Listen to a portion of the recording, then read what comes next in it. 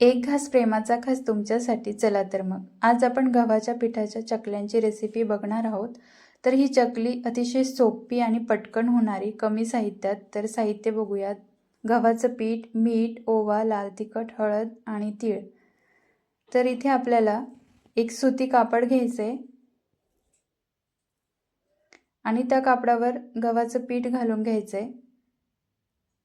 नंतर हळद घालायची आहे, लाल तिखट,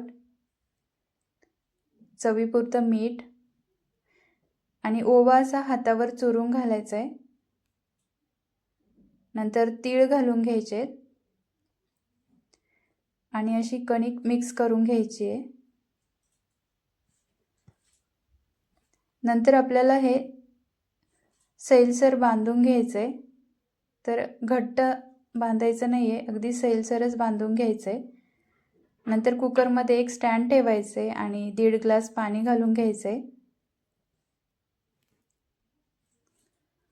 नंतर कुकरचा डब्बा म्हणजे आपण डाळ भात बनवतो त्यातला हा डब्बा, त्याच्यामध्ये कणिक घालून झाकण लावायचे आणि शिट्टी काढून घ्यायची आणि अर्ध्या तासासाठी हे आपल्याला वाफवून घ्यायचे.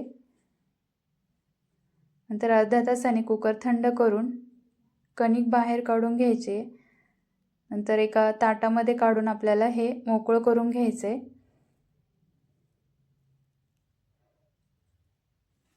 तर हाताने चांगलं मॅश करायचे. तर गुठळी अजिबात ठेवायची नाही आहे. एखाद्या चाळणीने चाळून घेतलं तरी चालेल, पण गुठळी ठेवायची नाही. तर छान असं मॅश करून घ्यायचे. अगदी भाजणीच्या पिठासारखीच ही चकली होते.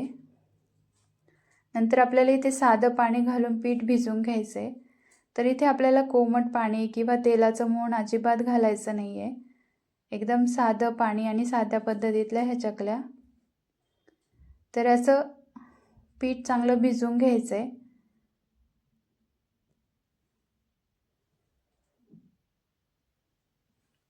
नंतर आपल्याला ह्याच्या आता चकल्या पाडून घ्यायचं आहे. तर हे पीठ अजिबात भिजत ठेवायचं नाही आहे, लगेच चकल्या पाडून घ्यायच्यात.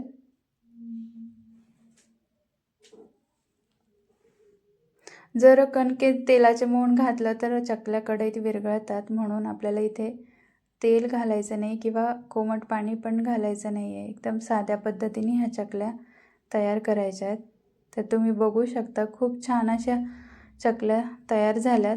तर आता इथे आपण तेल तापायला ठेवलं होतं. तेल चांगलं तापलं की गॅस बारीक करायचा आहे आणि चकल्या सोडून घ्यायच्या आहेत. नंतर बुडबुडे थोडे शांत झाले की मग चकल्या आपल्याला उलट्या करून घ्यायच्या आहेत.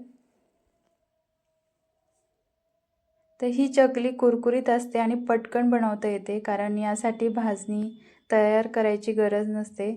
झटपट होणाऱ्या अशा चकल्या. तर आता दुसरी बॅच तळून घेऊया. तर गव्हाचं पीठ वापरल्यामुळे याची चव नेहमीच्या तांदळाच्या चकलीपेक्षा थोडी वेगळी आणि खुसखुशीत असते. तर अशा पद्धतीने आपण सर्व चकल्या तळून घेऊया. तर हा चकलीचा प्रकार विशेषतः महाराष्ट्रामध्ये खूप प्रसिद्ध आहे. तर अगदी भाजणीच्या चकलीसारखी चकली इथे तयार झाली आहे, तुम्ही बघू शकता.